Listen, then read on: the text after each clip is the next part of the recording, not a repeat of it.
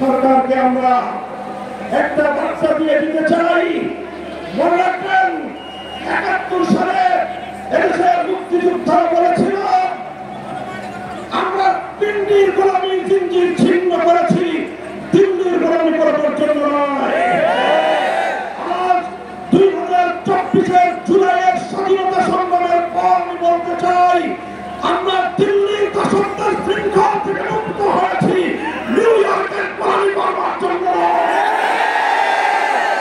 বাংলাদেশকে ওয়াশিংটনের দাস পরিণত করবার কোন পায়তারা করা হয়,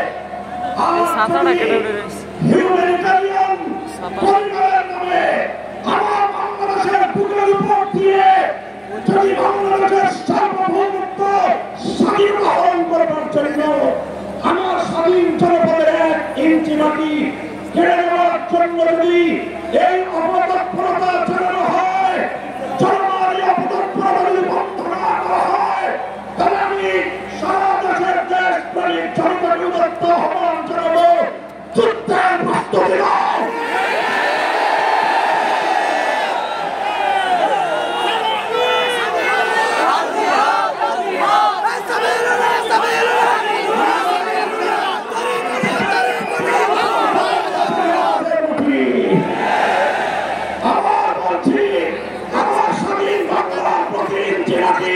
আমার পবিত্র জায়গাদের মাটি ওয়াশিংটন কিংবা মস্কো জনগণের মাটির দিকে চোখ তুলে তাকাবে, আমরা তাদের বিরুদ্ধে বারুদ হয়ে মাঠে নামবো। সাথীয় বন্ধুগণ, ফ্যাসিবাদী আওয়ামী লীগকে সন্ত্রাসী সংগঠন হিসেবে ঘোষণা করবার যে দাবি জানানো হয়েছে, মনে করবেন না এটা আমাদের দুর্বল কোন দাবি। আমরা 2013 সালে ফ্যাসিবাদী আওয়ামী লীগের বুলেটের আঘাতে রক্তাক্ত হয়েছি। 2021 সালে আমাদেরকে হত্যা করেছে, বছরের পর বছর বিনা বিচারে আমাদেরকে কারারুদ্ধ করে রেখেছে। সেই সন্ত্রাসী সংগঠন আওয়ামী লীগকে আবার বাংলাদেশের রাজনীতিতে যদি পুনর্বাসন করবার কোন দুঃস্বপ্ন কেউ দেখেন, তাহলে আমরা পরিষ্কার ভাষায় বলে দেই তার সঙ্গে আমরা আওয়ামী লীগের চেয়ে ভিন্ন কোন আচরণ করব না। শেখ হাসিনা গিয়েছে যেই পথে, আওয়ামী লীগের দালালরাও যাবে সেই পথে। কোন রাজনৈতিক দল অথবা সরকারের মধ্যে ঘাটতি মেরে বসে থাকা ফ্যাসিবাদের কোন দোষর যদি বাংলার রাজনীতিতে এই ফ্যাসিবাদী শক্তিকে পুনর্বাসিত করবার পায়তারা চালায়, তাদের সঙ্গে আমরা লড়াই করব।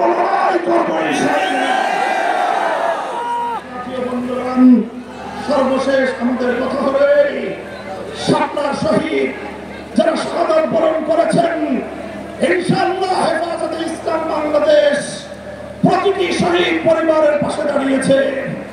শাপলার সকল শহীদদের পরিচয়গুলো যতটুকু সম্ভব ফ্যাসিবাদী আমলে অধিকাংশ বীর শহীদদের লাশ গুম করা হয়েছে, লাওয়ারিস হিসেবে তাদেরকে দাফন করা হয়েছে।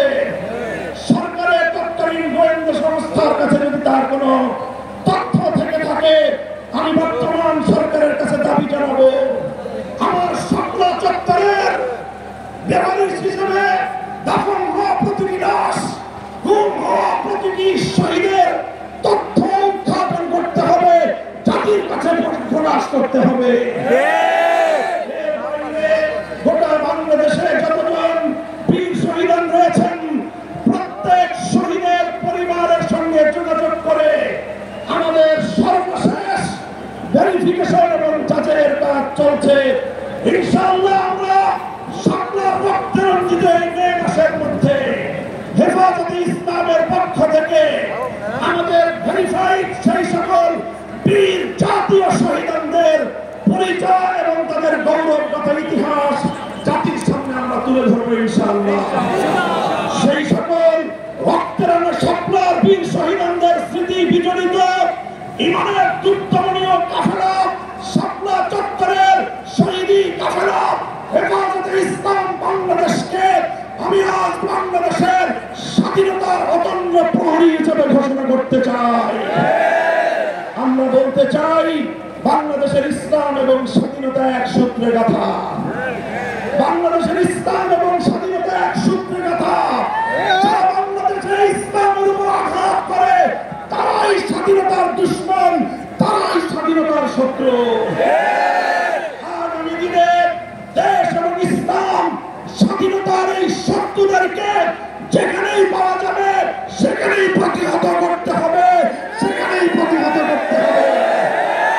যদি এজন্য আমাদেরকে আরো জীবন দিতে হয়, যদি এজন্য আমাদেরকে আরো রক্ত দিতে হয়, আরো ত্যাগের কোরবানি স্বীকার করতে হয়, যদি আরো বড় করে নজরানা পেশ করতে হয়, শাহাদাতের রক্ত দেওয়ার জন্য জীবন বিপন্ন করে দেশ এবং ইসলামকে রক্ষা করার জন্য আল্লামা বাবু নগরীর হাতে শপথ গ্রহণ করতে কাকা প্রস্তুত আছে?